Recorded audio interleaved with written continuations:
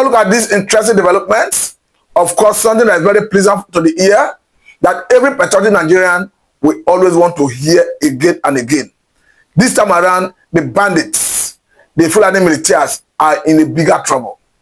They are in a bigger trouble because the cry of Nigerians have gotten to the ear of Senator Bola Tinubu, of course, the President of the Federal Republic of Nigeria. Because from what we are seeing, the President has given a nod to idea of state police. And of course, at least they have vindicated people like us who have consistently and repeatedly maintained that state police is the way to go. For purpose of clarity, this is the Guardian newspaper. It says insecurity. Federal government reopens debate on state police as Tinubu declares readiness. Let me bring you the exact word of Tinubu himself for you to see why I want to believe that this time around the Fulani militias are in for trouble. Do not forget that personally I've always been on the view that the best the government could do under this circumstance is to go ahead to acquire monopoly of coercive power, to smoke the bandits, the Fulani militias, out of their holes, set them running and bring them to justice. The likes of Adaleru, the likes of Toji Bello, that is the fate they must face for Nigerians to have peace. But let me bring you the exact word of Tinubu himself for you to know that this is already a serious situation. This part I'm bringing to you is very interesting. That's the part that caught my attention. Just here. He said, this is Tinubu saying this. He said, I have looked more carefully at the security situation. I see efforts of civilian JTFs and communities. This has again provoked my thinking on state police. We can work with National Assembly to design a framework that guarantees local ownership while ensuring political neutrality, the president declared.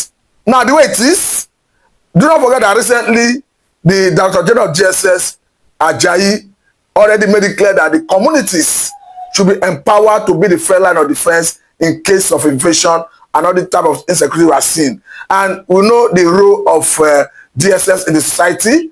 Of course, the closeness of the DSS to the president. I want to believe that the man may have played a significant role in shaping the mind of the president to start taking in this direction. Because we cannot help but ensure that Nigerians are safe. Because for me, this is an interesting development. The only people that may not be happy may just be some few individuals, like the likes of Sheikh Gumi, and understand that someone like Bubakar Alima is not in support of the state police. Let us just have a look at some group of Nigerians, stakeholders, they are thinking about this. He said, Afenifere Middle West Forum, Ohaneze, support initiative. Galadima rejects.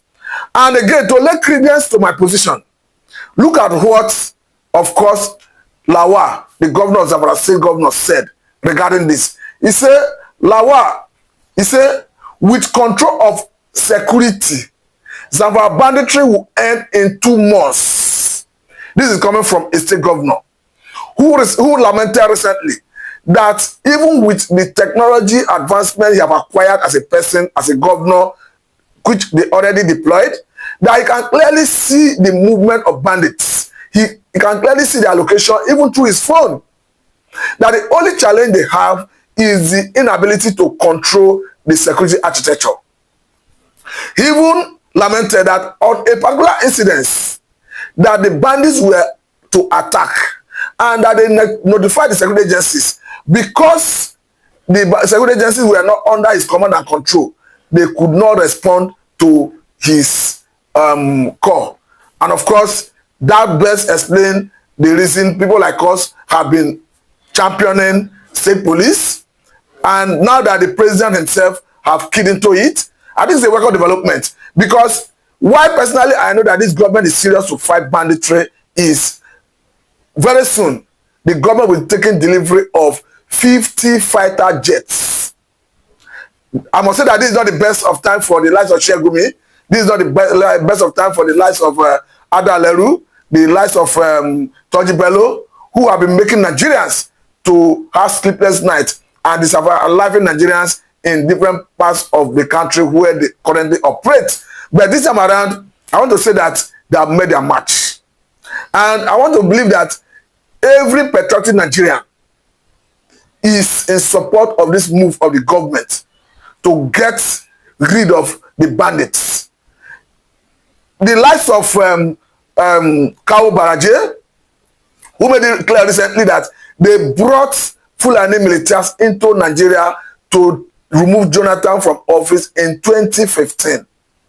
You can imagine what is happening in the country, especially where it is very clear that the insecurity, the banditry we see in Nigeria is man-made. That some people purposely brought them in for a purpose. Now, a body that spearheaded the bringing of the Fulani militias, the bandits into Nigeria, is no longer in the scene. But Nigerians are now bearing the brunt, are now suffering it. People who do not even know how they came about, or rather how they came into the country, are now the ones suffering the impact of course, the negligence or rather an action of some people in the past. That is why, as a matter of urgency and necessity, all the state governors, all the state governors, all the stakeholders, the president, the local government chairman must synergize to ensure that bandits are rooted out of every inch of Nigerian territorial integrity.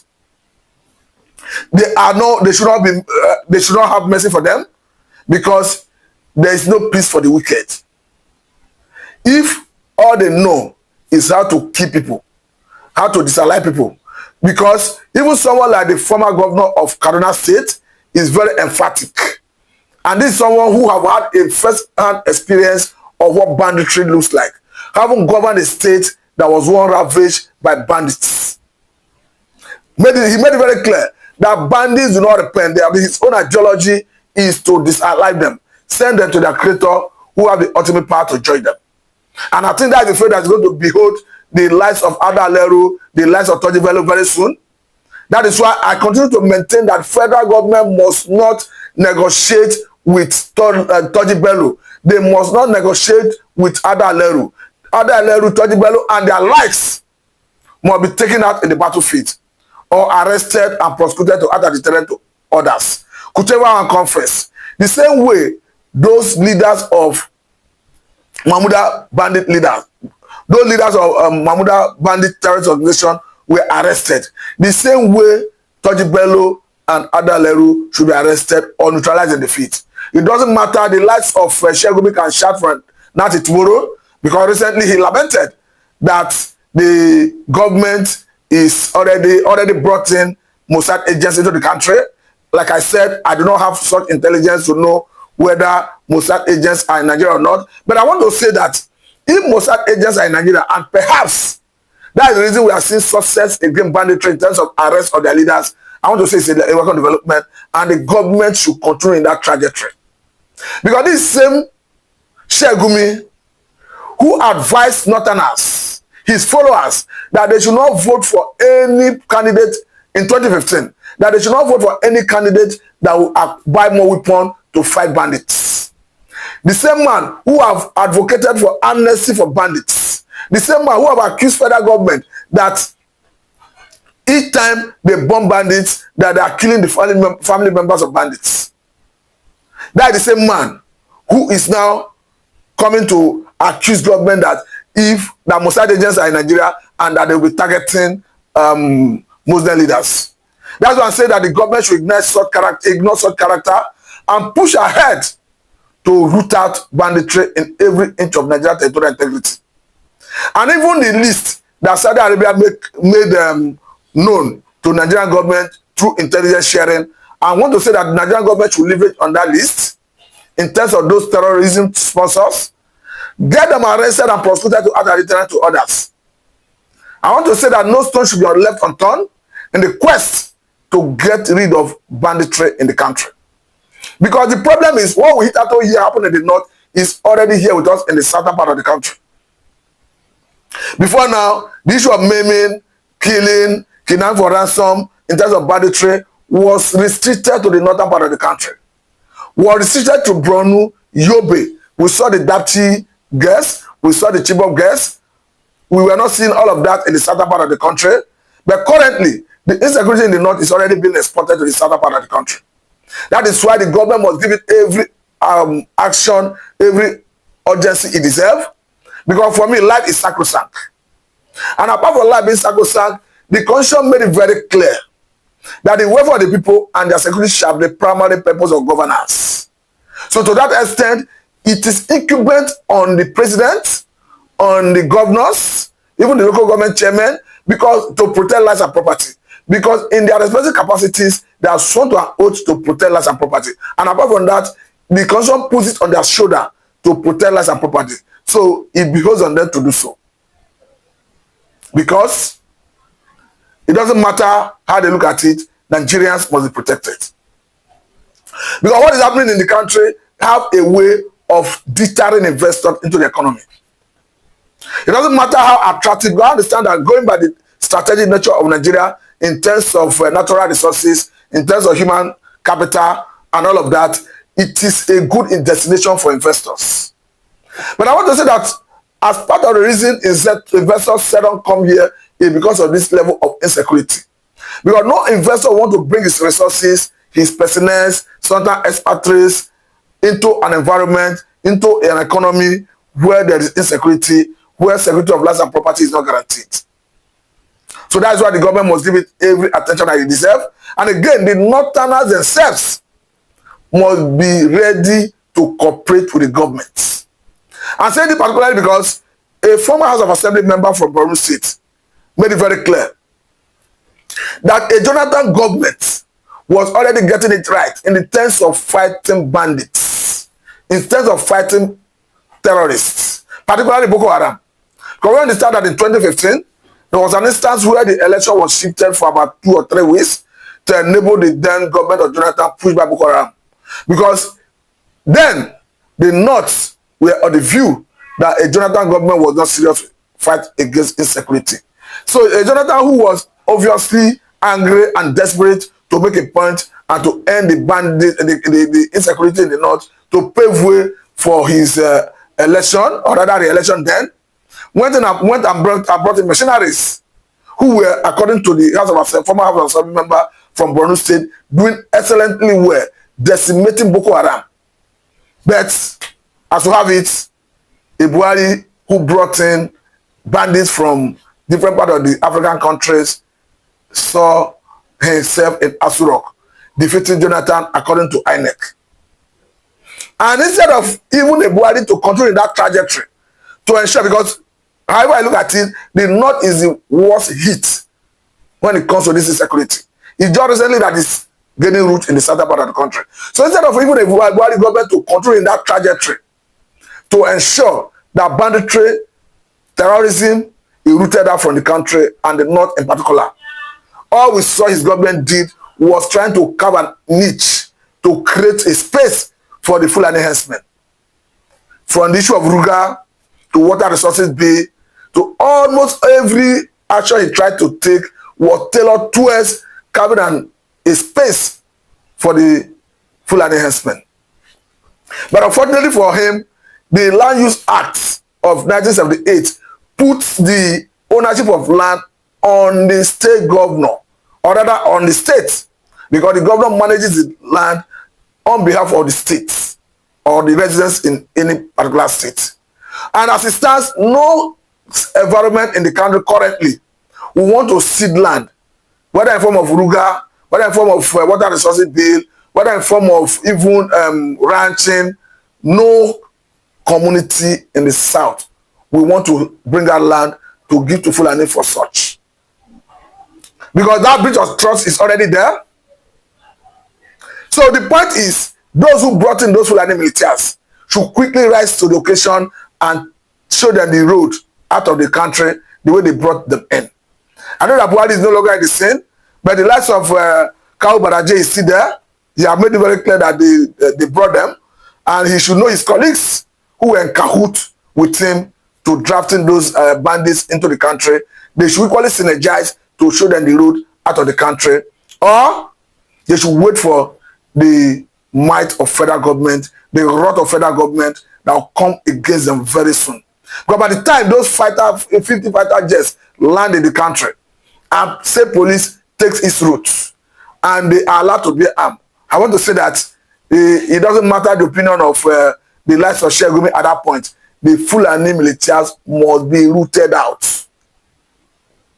Because we saw even why the Senate Committee on Constitutional Review visited Plateau State recently, when the Plateau State Governor Mufwang will make a proposal requesting for state police. We quickly saw Mietiala in that state rising to say they are against state police. So I begin to wonder, why should an organization rise against state police? Rise against creation of state police? I think it goes to show that they have some questions to answer. And this is even to encourage state governors, state houses of assemblies across the length and breadth of the country, that going forward they should start enacting laws to prohibit open grazing. Because this will force any header to go and ranch his or her cow. Because it doesn't matter the opinion of anyone, the best word practice currently in terms of cattle rearing is ranching. And the argument that federal government should bankroll ranching is a misplaced one. Because for me, cattle rearing is personal business. Just as you have every Nigerian doing his or her own business, you don't expect federal government to bring in money to bankroll ranching. Just as the argument goes that the cattle rearing has value chain. No argument that is right. So if you are not doing the business, you can approach financial institution and bring out your plan. If they are getting facility over the years, based on the value chain in the cattle rearing, the financial institutions that will bankroll the ranching can recoup their money. But to ask federal government to bankroll the ranching with the commonwealth of everyone, with the common from the federal purse, I must say it is a misnomer. Those who do business of cattle rearing should bankroll the ranches themselves. But ultimately, let all the state houses of assembly start enacting laws to prohibit open grazing. And decide that in the past, we had a situation where, of course, they took states in the past passed such law, talking about Ekiti State and Benue State, and that to even buttress why we even need the state police. As at the time those laws were enacted in those two states, the security agencies, particularly the police, that had the mandate to enforce the law, were not enforcing it to the letter. So that is why you must put the security of a state squarely in the control of the governor. Like we just heard the Zamfara State governor say it, that if he is in charge of the security control, command and control of security architecture in his state, that in 2 months he will end banditry. I want to believe him, because they say he who wears the shoe knows where he pinches him. And apart from that, he have enumerated how recently he have acquired, through his office as a governor, have acquired some technological gadgets which they have installed, which is already showing them movement and location of bandits. That the only constraint they have is that even as they see their movement and location, there's a little to what he can do, since he cannot command the security agencies to go for operation. So I think the truth is coming out, and the president himself is already buying into it.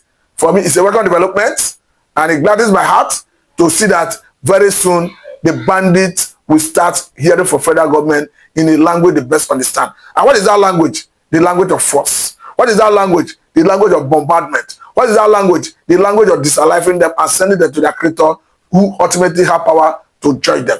I must say very big thank you for your time. This is Satellite Media, and I'm Mr. Martin.